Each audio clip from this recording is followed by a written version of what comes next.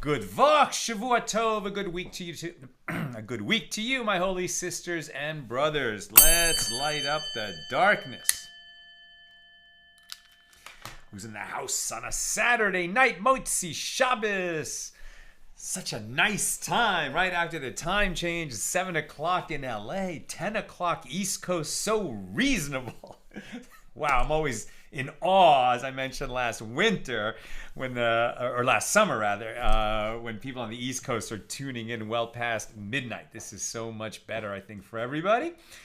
Sharon in New Jersey, Ryan in Jacksonville, excuse me, Tom in PA, Karen in Northern California, Stephen in New Hampshire, Leona in Illinois.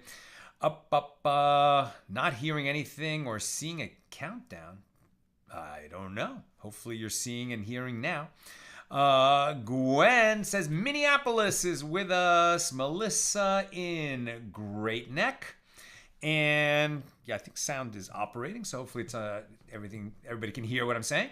Chaim in Florida, Frank in San Pedro, Mickey in New Jersey, Joseph in Nevada, Alan in New York City, Melissa in Great Neck. Welcome everybody.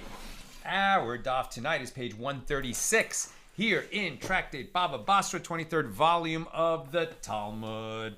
Opening Mishna number 10.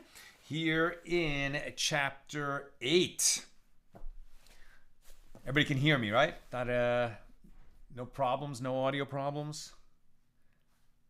Should be good. Okay. Bella in Florida. All right, Mishnah number 10.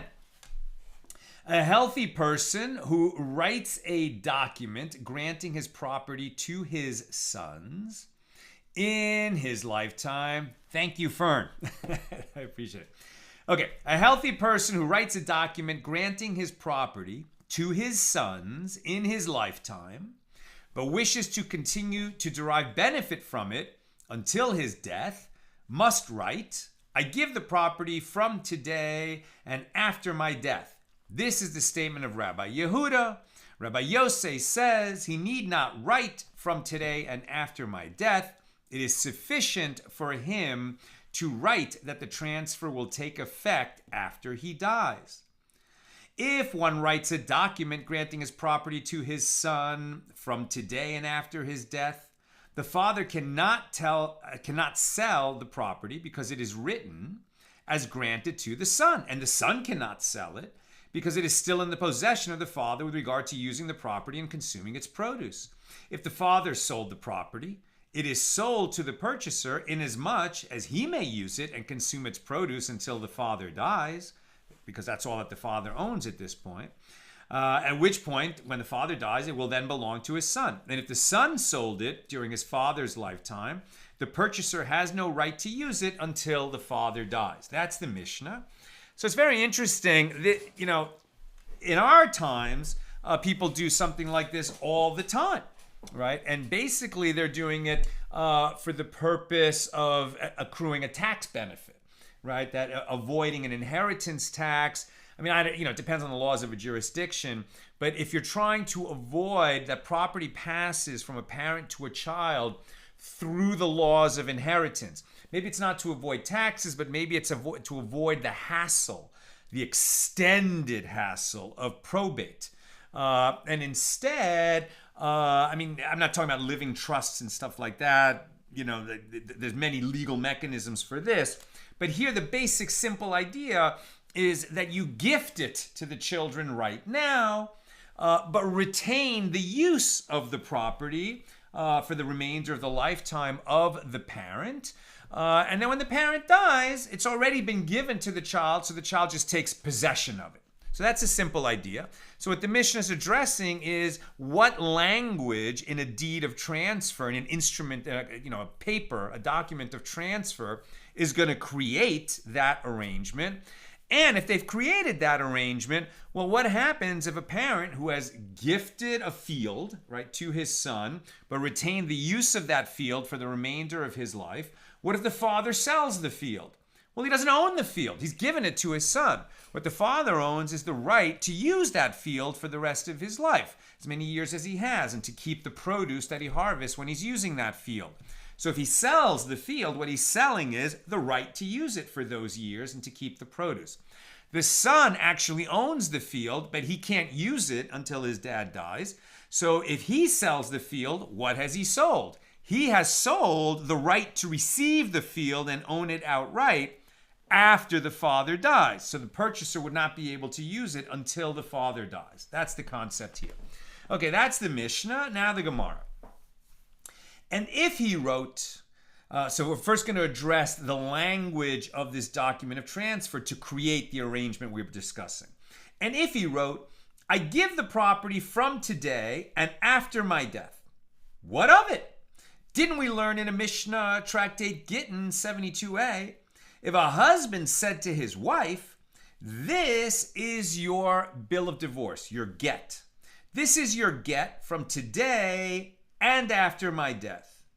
It is a get, but not a complete get. And therefore, if he dies without children, his wife performs the ritual through which a woman is freed from levirate bonds, chalitza, as perhaps the get is not valid and she is bound by the levirate bond, right, the obligation of yibum, and she may not remarry without first performing chalitza.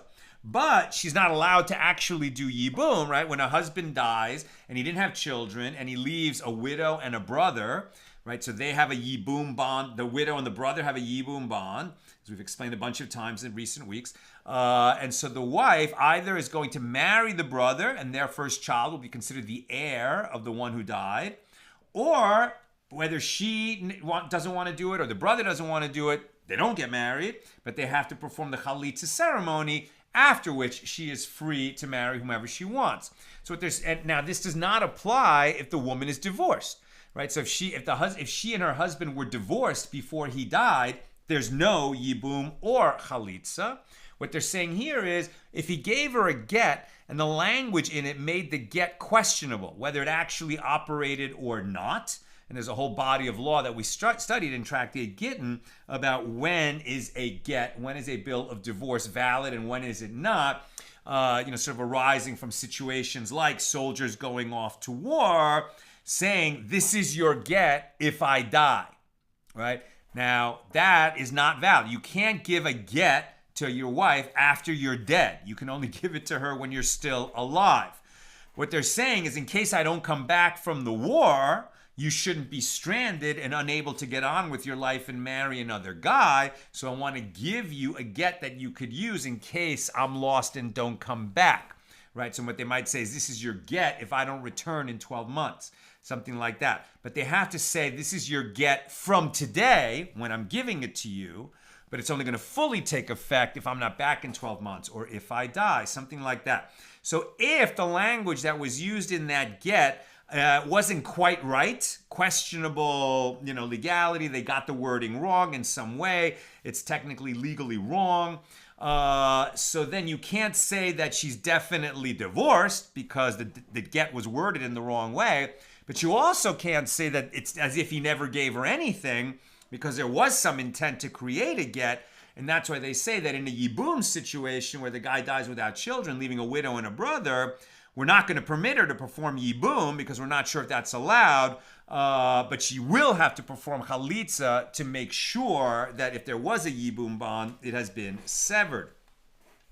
And the Gemara answers, so now that's in the law of the get. How does that compare to this lifetime gift, right? In other words, the father giving his son a field, but the father's going to retain the usage of the field while he's alive, and the son gets the field when he dies, and using the language that has to be included in the document of transfer.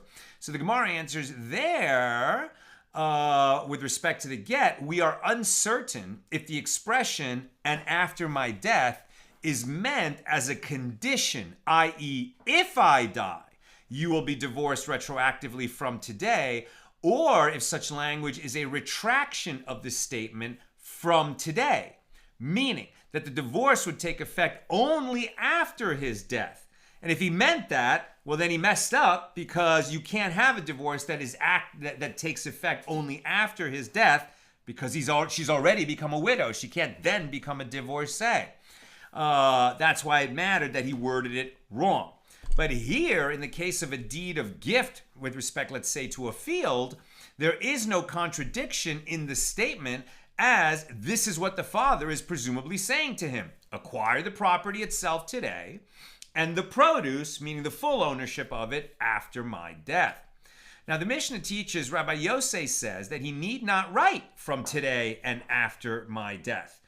You don't even need that formula in the document of transfer. And the Gemara relates, Rabba bar Avu was sick, and Rav Huna and Rav Nachman entered to visit him.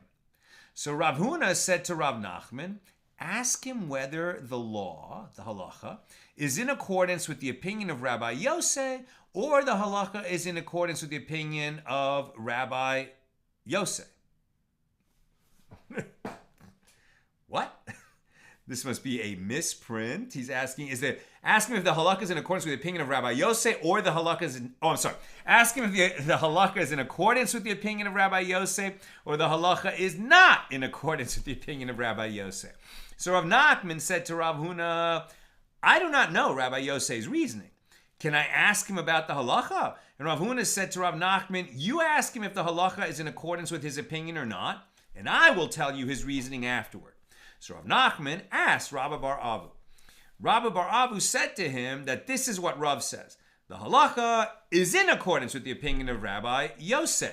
Right? Rabbi Yosei was the one who said that when the father wants to create this, I give you the field, I'm going to keep it while still alive, and then it's automatically yours because I'm giving it to you as of today, but I'm keeping the use and produce of the field for myself until I die.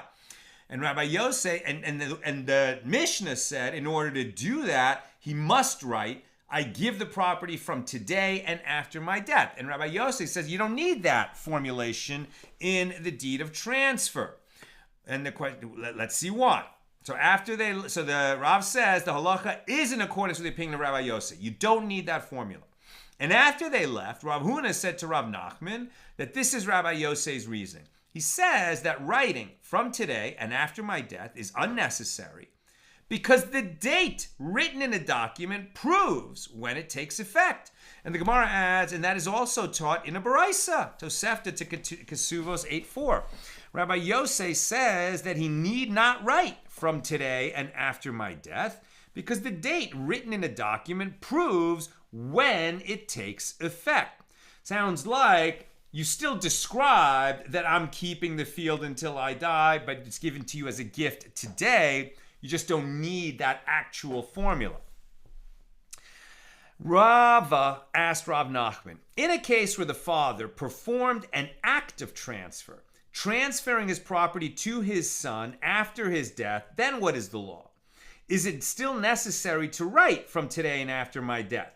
Right? So in the first case, what we've been talking about is, so the method of acquisition of this field is that I'm handing you the deed that says you own the field. It is given to you as a gift, but you're only going to take possession of it after I die. Right? So the mode of acquisition is handing the son this deed of transfer. Now they're saying, well, let's say they used a different kinyan, a different form of a different mode of acquisition, or different device of acquisition. Like, for instance, transferring a handkerchief, or the son is going to step in and start using the field, which he's not supposed to do in this case, but some other formal act of acquisition. So let's see what happens. Right? So if in case where the father performed an act of transfer, transferring his property to his son after his death, then what is the law? Is it still necessary to write from today and after my death? And Rav Nachman said to him, in a case where he performed an act of transfer, let's say a handkerchief symbolically changing hand in the presence of witnesses, saying, with this handkerchief, I am transferring you that field, which you're going to acquire after I die. Sounds like, well, there is no deed of transfer, but you can still achieve the same thing, right? And Rav Nachman said to him, in a case where he performed an act of transfer, he need not write from today and after my death. Rav Papi said, there is a case of transfer where he needs to write from today and after my death, and there is a case of transfer where he does not need to do so. If it is written in the deed that he transferred it to him, and we, the witnesses, acquired it from him, he does not need to write from today and after my death. Right? In other words, he hands the deed of transfer to the witnesses. But if the statement is written in opposite order, we acquired it from him and he transferred it to him, he still needs to write from today and after my death. Right? So it's written that we acquired the deed of transfer, and he transferred the field to his son, because it should have said he transferred the property to his son, and we acquired the deed from him. We, the witnesses, acquired the deed. If those two phrases are out of order, it creates a legal problem. Rav Hanina of Sura objects to this distinction. Is there anything that we, the sages, do not know, and the scribes do know? The distinction between the two opposite orderings of the above statement was unknown to the sages. And the Gemara relates that the sages asked Abaye's scribes, and they knew the distinction. And they asked Rabba's scribes, and they also knew the distinction. Right? So somehow the sages made their ruling on this body of law, and then it kind of went out into the world, and people were actually acting on this law because they wanted to do this kind of a transfer. And they, hired a scribe to draw up the document. And somehow the scribes out in the world, among them, right, or maybe one of them made it up, and then it kind of just quickly became common practice that if these phrases were out of order, then it doesn't create the lifetime deed, or in other words, the gift to the son while retaining use of the field and as long as the father's alive, would not happen if these phrases about handing the deed to witnesses in the document itself is in front or before the phrase about actually transferring the field to the son. And the sages are saying, where did the scribes start making this distinction? It didn't come from us who actually issue the laws. These are just the people who are drafting documents in accordance with our laws. How did they create a distinction that we didn't?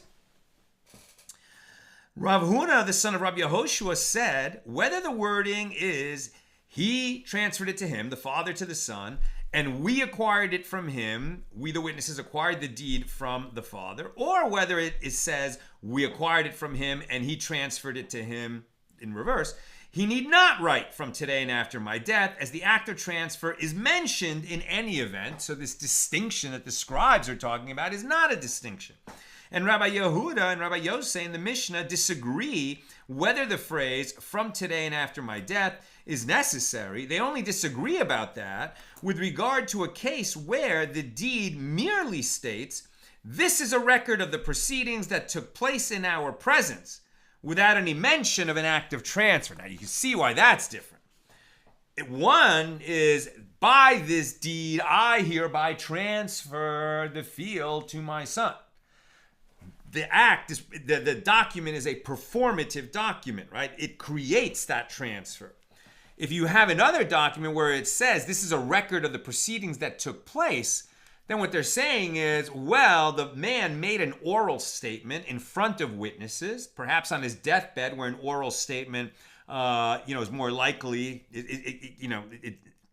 There are devices by which oral statements are used in a deathbed scenario because you can't always get a scribe there in time, and we heed it. But this is a document which says not, this is the document by which the land is transferred, but rather, this is what we saw. The man said this. The witnesses, nodded that they indeed had seen what the man said, and the transfer was done with a formal act of acquisition, and we're just writing down what we saw. That's a different document, obviously, than the one by which the actual transfer is made. Rav Kahana said, I stated this halacha in the presence of Rav Zevid of Nehardeya, and he said to me, you teach it like this, i.e. as a question and answer followed by a dispute. We teach it like this, i.e. as a single unbroken statement, like as follows. Rava says that Rav Nachman says that in a case where transfer is mentioned in the deed, the owner need not write from today and after my death. This is the halacha, whether the wording is he transferred it to him and we acquired it from him, or whether the wording is we acquired it from him and he transferred it to him. And he need not write from today and after my death. And they disagree only with regard to a case where the wording is, this is a record of the proceedings that took place in our presence. So sounds like if the document says this is a record of the proceedings that took place in our presence, then it has to include that the guy said, this is, I transferred this field from today and after my death. And if that's not included in this witness statement, then it's, maybe it's not going to be enough. We haven't even determined that, but the point is it only matters then if the document is the actual conveyance, then the order of the phrases doesn't matter, and you don't have to include from today and after my death if that intention is clear otherwise in the document. New subject. The Mishnah teaches that if one writes a document granting his property to his son from today and after his death, neither he nor the son can sell the property, right? Certainly, neither one of them can make a full sale. They shouldn't sell anything. But if the father wants to, he can accomplish selling the use of the property for the remainder of his lifetime. And if the son should not sell, but if he does, what can he accomplish? Selling the right to receive the field in full ownership after the father dies. It was stated that in a case where the son sold the property during the father's lifetime and then the son died during the father's lifetime, after which the father died as well, then what? So let's think about that. The father says to the son, this is your field from today and after my death. So meaning you have full ownership now, but you can't use it until I die. And then the son sold it. So what did he sell? He sold the right to receive it after the father died. But then the son died. So the son died. So when he died, anything that he received is no longer his, right? I mean, it's an inheritance now for either the grandson of the original man, or if the son doesn't have a son, then where does his property go? Reverts to the father, right? It reverts to the father. So the son predeceases the father. Does that buyer that the son sold the right to receive the father's field actually get it when the father dies? Sounds like no, because when the son dies, that right to receive the field went back to the father, right? And then from there, it's going to go to the father's heirs, other heirs, whatever other disposition he has for his property, but not to this purchaser because the son predeceased the father. Does that make sense? Let's see.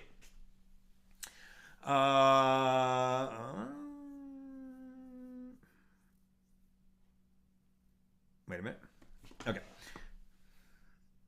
It was stated that in a case where the son sold the property during the father's lifetime, and then the son died during the father's lifetime, after which the father died as well, in this case, Rabbi Yochanan says the purchaser did not acquire the property. Like I said, because it went back to the father, the purchaser only had a right to receive it from the son. The son predeceased the father, so what he sold, he didn't have the right to sell. That's why the sages say don't sell it, and the purchaser ends up with nothing. But Reish Lakish says the purchaser has acquired the property. So let's examine. Now we're on 136b. The Gemara explains their reasoning.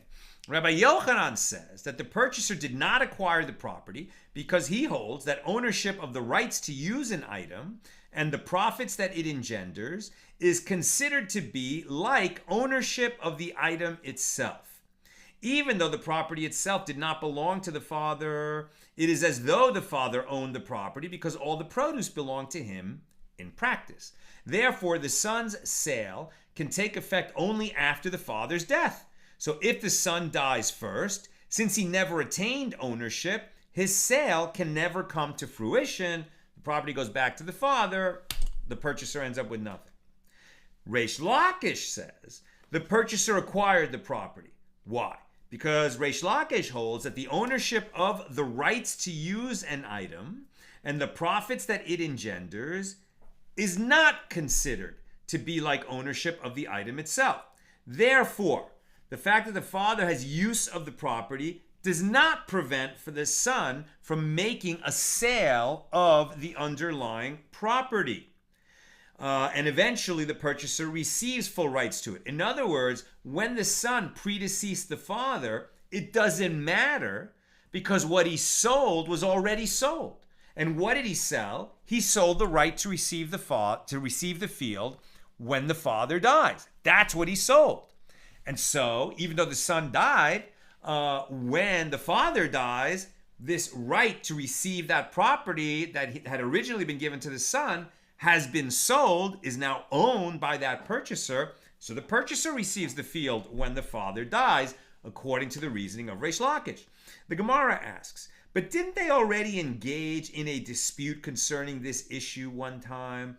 As it was stated, with regard to one who sells his field just for its produce, meaning that he retains ownership of the field itself and he sells the rights to all its produce to someone else, right? So kind of very similar to what we're talking about. What we've said is the father gives the field to his son but retains the right to produce. In this case, somebody sells the right to produce and retains the ownership of the field. So when someone does that, Rabbi Yochanan says, the purchaser brings first fruits from his field to the temple and recites the verses in the Torah associated with the bringing of the first fruits, in which he thanks God for the land that you, Lord, have given me, in Deuteronomy 26:10. And Reish Lakish says the purchaser brings the first fruits, but he does not recite the verses since he does not own the field. Somebody who sells the right to farm the field and keep its produce, but keeps the ownership of the field for himself, right? So the renter, essentially, or let's say the owner of the right to to farm the field, let's say that's a permanent sale, or at least until the Jubilee, but whatever. He has sold, even if it's set for 10 years. Let's say he sells for 10 years, I'm selling you the right to use this field. That's really a lease. I'm keeping the ownership of the field. You can farm that field for 10 years and keep all of the produce. Okay. So then the question is, the guy who is leasing that field, who paid for that right, and he's gonna be in sole possession of it for the next 10 years. He's gonna farm it every year. He's gonna reap the harvest of that field. And let's say it's an orchard, so he's harvesting fruits. So we know that there's a law in the Torah that when the temple is standing, this guy brings the first fruits of his harvest up to Jerusalem. And then at the Holy Temple, where he hands over this basket of fruits to the priest, and then he recites this paragraph that's in the Torah, which says, basically, thank you, God, for giving me this land. Here are the first fruits from it. I have tithed it properly. I have brought it up here in sanctity out of praise and thanks to you. Right? It's a very bad paraphrase of what the Torah says, but that's the basic idea. So what they're disagreeing on is, Well, a person who, let's say the example, 10 years, is the owner of this land for all intents and purposes. No one else is going to be on that land. He's going to be on it. He's going to be farming it. But it's not his land because at the end of 10 years, he has to give it back. So Rabbi Yochanan and Reish Lakish agree that this tenant, of the field who's farming it has to bring the first fruits to Jerusalem. The question is whether he recites that paragraph from the Torah in which he thanks God for giving him this land. It's not his land. So Rabbi Yochanan says he recites the verses because, okay, well, it's his this year, it's his next year, so he recites the verses. But Reish Lakish says he does not recite the verses because he doesn't own it. Now, the Gemara explains the reason behind the dispute. Rabbi Yochanan says he brings the first fruits and he recites the verses because he maintains that ownership of the rights to use an item and the profits that it engenders. If you have both of these things, right, the right to use it and the right to consume the profits, well, this is like ownership of the item itself. Therefore, you not only bring the first fruits, you also recite that paragraph. And Reish Lakish says that he brings the first fruits, but he does not recite the verses because he holds that ownership of the rights to use an item and the profits that it engenders is not considered like ownership of the item itself. So if they've already stated this dispute between them with regard to bringing the first fruits and reciting those verses or not, why are we now going to have the same dispute registered in the Talmud about a son who sells a field that his father retained the usage of when it gifted it to him, and then the son sells it, and then the son predeceases the father? Isn't it the exact same argument? And the Gemara answers, it was necessary for the dispute to be stated also in the context of one who sells his father's property and then dies. And this is because Rabbi Yochanan could have said to you that although in general ownership of the rights to use an item and the profits that it engenders is considered to be like the ownership of the item itself, here it was necessary to emphasize the principle because it might enter your mind to say that with regard to a father and son, the father presumably waived his rights in the property itself. And Rabbi Yochanan teaches us that even in this case, the father's ownership of the rights to use an item and the profits that it engenders is considered to be like the ownership of the item itself, and therefore what the son sold was not his to sell, and the purchaser acquires nothing if the son predeceases the father. And Rabbi Shimon ben Lakish, Reish Lakish, could have said that although in general ownership of the rights to use an item and the profits it engenders is not considered to be like the ownership of the item itself, as one who sells the produce of his field retains full ownership of the land itself, here it was necessary to emphasize this principle, as it might enter your mind to say that in any sale concerning oneself, even vis-a-vis his son, one grants preference to himself. Accordingly, if one grants the property itself to his son, reserving the rights to the produce for himself, so he retains the rights to the property itself as well. And Reish Lakish teaches us that he does not retain the rights to the property, and the son can sell those rights, and that's why the purchaser will receive the field after the father dies, even though the son predeceased the father.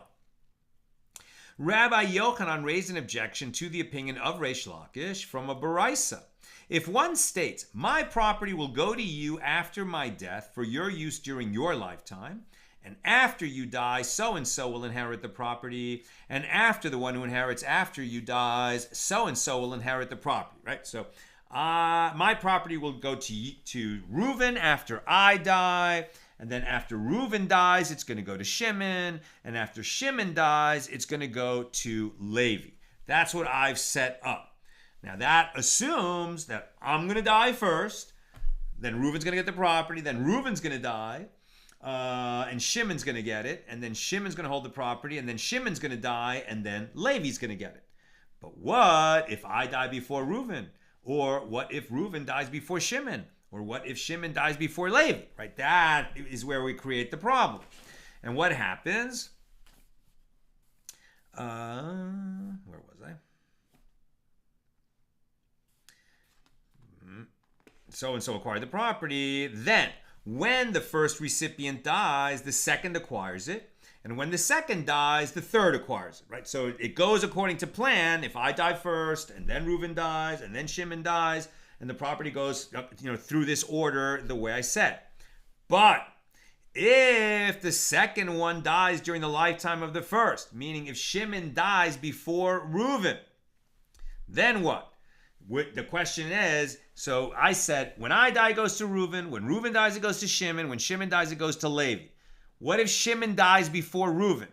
So the question was, does it go to Levi? Does it go from Reuven to Levi? Since I said, when Reuven dies, it goes to Shimon. When Shimon dies, it goes to Levi.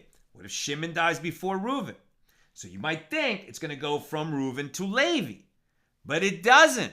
And the reason it doesn't is because Levi's right to receive it is only, what I wrote in the document is that Levi gets it when Shimon dies.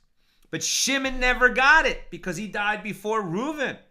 So it doesn't go to Levi. Levi has no right to get it. He only has a right to get it when Shimon dies. But Shimon didn't own it when he died. It's still with Reuven. And therefore, from Reuven, it's going to go to Reuven's heirs. It's never going to make it to Levi because Shimon died before Reuven.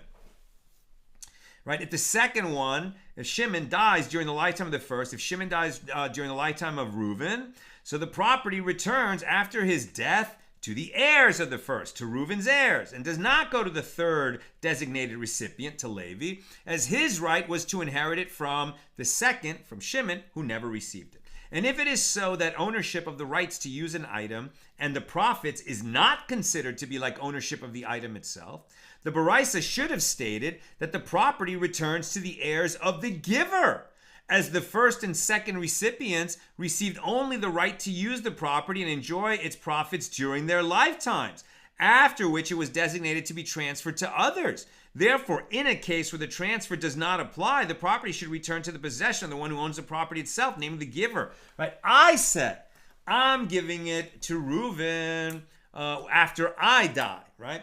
And then Reuven, he's going to use it for his lifetime. And then when he dies, it goes to Shimon. And Shimon can use it for his lifetime. When Shimon dies, it goes to Levi. We said Shimon dies before Reuven. Okay. So then now we've said it goes to Reuven's heirs. But why? Maybe now that it was supposed to go to Shimon after Reuven, and Shimon is dead, maybe it should go back to my heirs, not to Reuven's heirs. That's what's being asked now. Reish Lakish said to him, Rav Hoshaya already interpreted in Babylonia that a case after you, i.e. where the owner said to the recipient, after you die, so-and-so will inherit the property, is different, as the giver intended to grant full ownership of the property to the first recipient as well. I never expected that it would come back to me or to my family.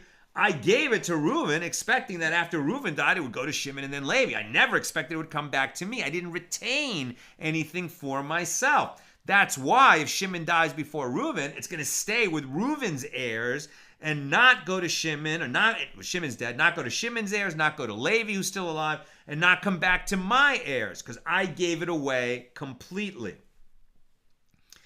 And Rabba bar Rav Huna also raised this contradiction before Rav, and Rav said in response, after you is different, right? In this case, it's different. I didn't retain anything. That's different than the father says to the son, I'm giving you my field after I die, right? I'm giving it to you now, but you can only take possession after I die. And then the son sells it. I have kept something for myself, the use of the field during my lifetime. That's different than giving it to Reuven after I die and after Shimon after Reuven dies, etc. The Gemara asks, but isn't it taught in another Baraisa that if the second designated recipient, Shimon, dies before the first, Reuven, after the death of the first, the property returns to the heirs of the giver? That would be me. Now on page 137a, getting a start on tomorrow.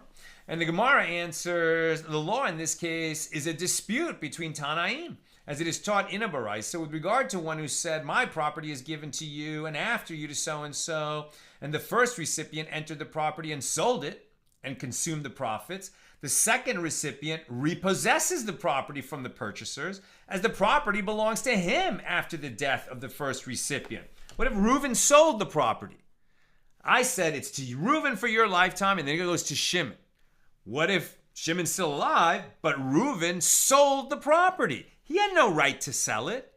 And if he did sell it, Shimon has a right to repossess the property from those purchasers, as the property belongs to Shimon after the death of Reuven. This is the statement of Rebbe. Rabban Shimon ben Gamliel says the second recipient, Shimon, receives only that which the first beneficiary left, since his sale is valid. Reuven did have a right to sell. He sold it to someone else. So what he sold, and there's nothing left for Shimon. There's nothing left for Shimon. I'm just wondering, maybe what Reuven sold was the right to keep using it during Reuven's lifetime, and then it goes to Shimon. But I'm wondering if he could just sell everything, and then Shimon's totally out of luck. Seems to be that way, but only according to the opinion of Rabban Shimon ben Gamliel, right? Whereas Rebbe says, no way. But Shimon has a right, and Reuven had no right to sell it.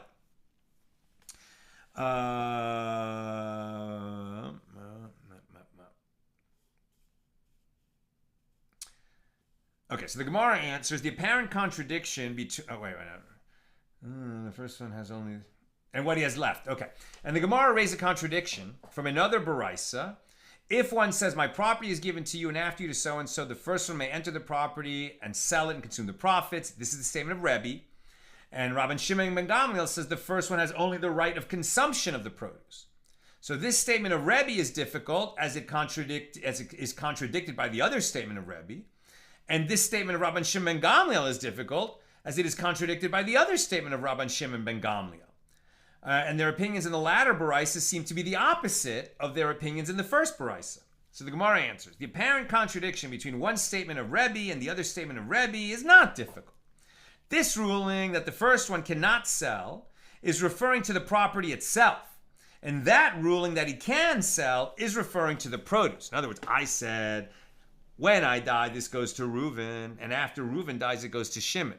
Right? And so if we say that Reuven cannot sell, what we're saying is he can't sell the underlying field because he only has a right to the produce because the field itself, once he dies, goes to Shimon. So what is his to sell? The right to the produce during his lifetime.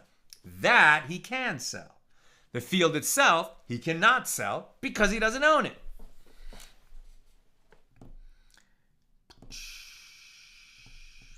So the apparent contradiction between one statement of Rabban Shimon ben Gamliel and the other statement of Rabban Shimon ben Gamliel, that's also not difficult.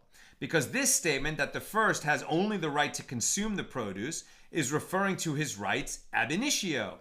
Whereas that statement that if he sold the property, the second one gets nothing, is referring to the halacha after the fact. He has no right to sell the property because it's not his, but if he does sell it, Shimon's going to not be able to get it back. Abaye says, who is a cunning, wicked person? This is one who provides advice to sell property in accordance with the ruling of Rabban Shimon ben Gamliel. Right? In other words, Rabban Shimon ben Gamliel is saying, well, look, it's immoral, it's wrong, you can't do it. Reuven, you can't sell that property and screw Shimon. But if you do it, because there's a principle of law that you're relying on, we're not going to be able to unwind that sale. So that's the difference between, initially, ab initio, and after the fact. Ab initio, you're not allowed to do it. If he does it anyway, despite us telling him ab initio, you're not allowed to do it, then after the fact, we're not going to be able to unwind that sale.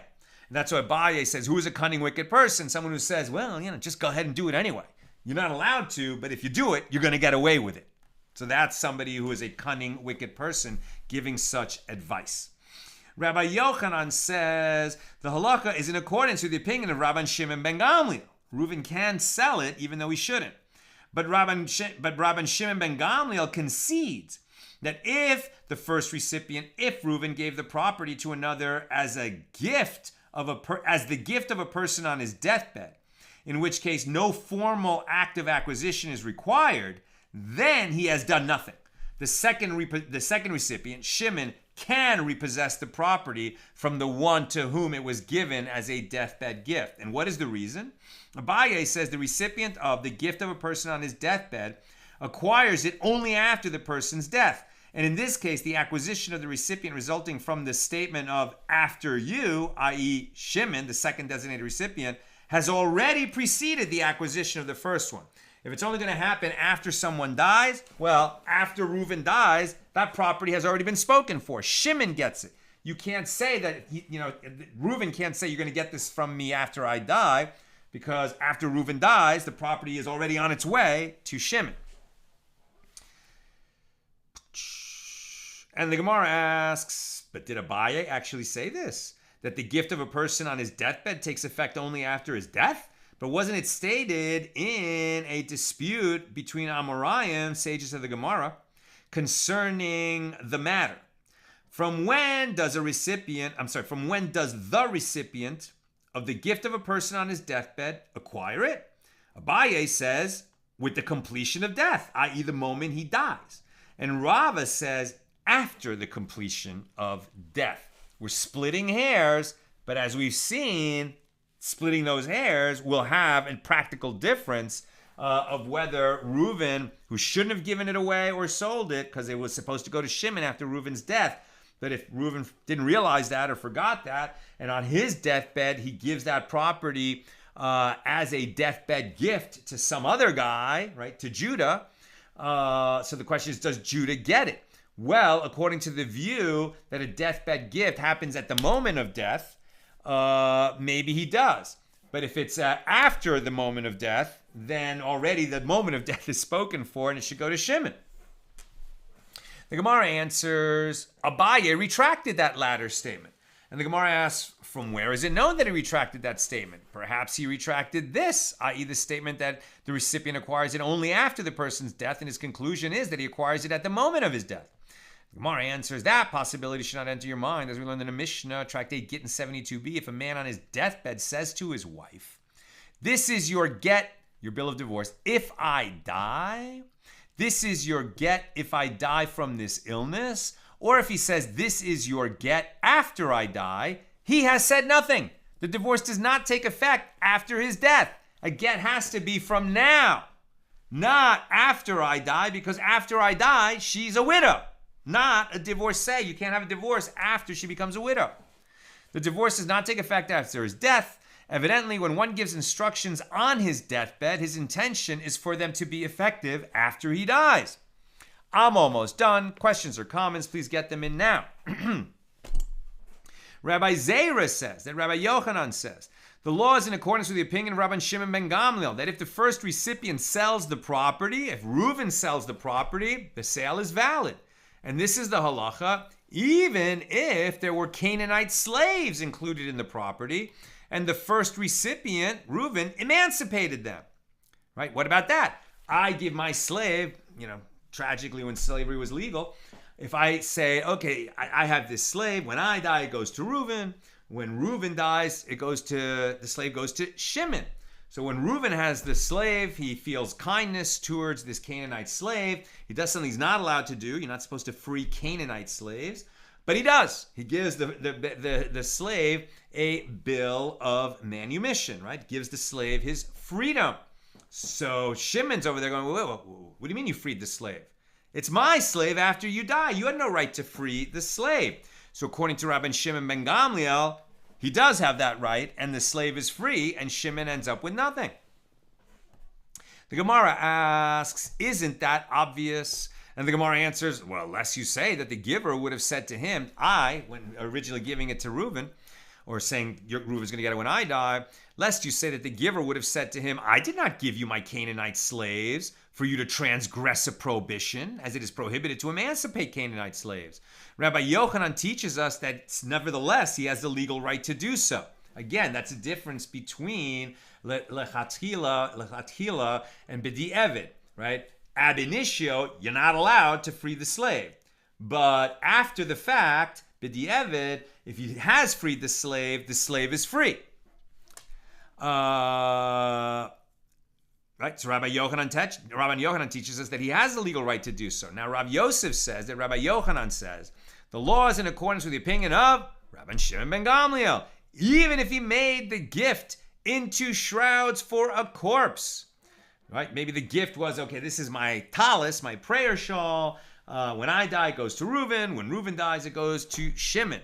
So Reuven takes my talis, and then he decides, you know what? I've used this time, I die, and then Reuven has the talis for 20 years. It's threadbare, and he says, you know what?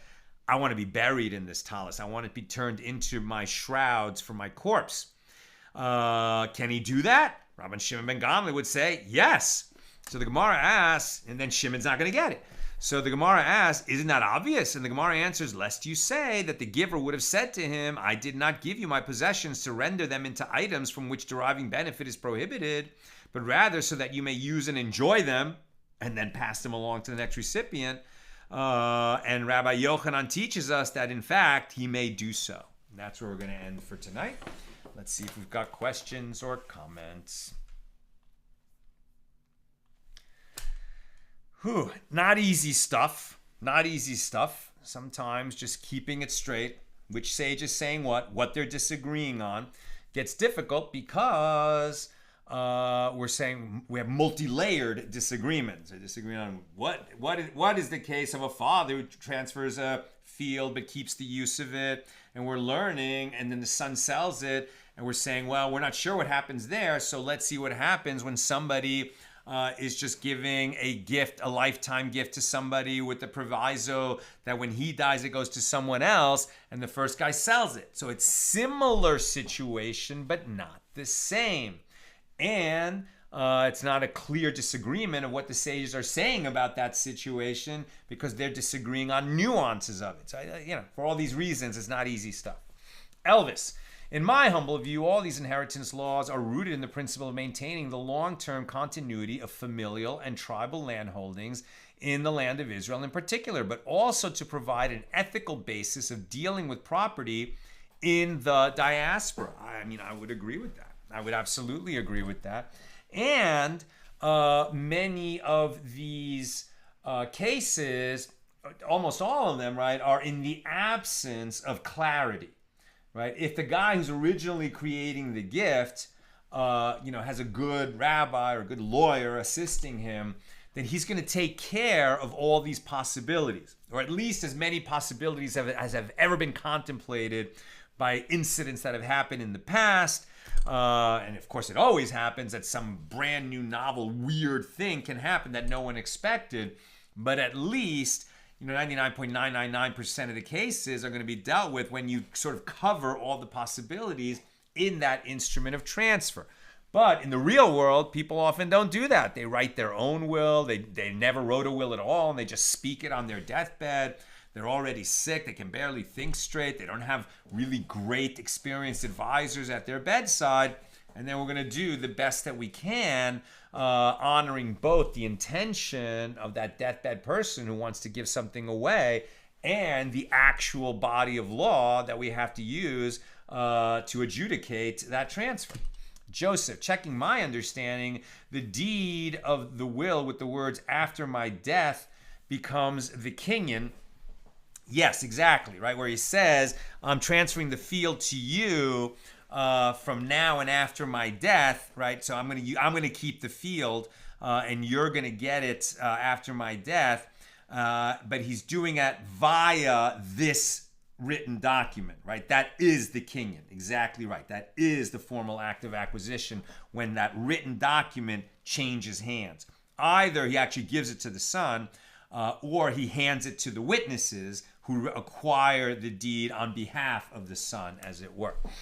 Bill, if you do this, Reuven, we, the court, aren't going to be able to punish you, but God's going to be significantly less easy to win over. That's a very good way of describing the difference between ab initio and after the fact. That's what I've got for us tonight, and with God's help, we'll be together again tomorrow, Sunday at the regular time, 6 p.m. Pacific. Have a great night. Good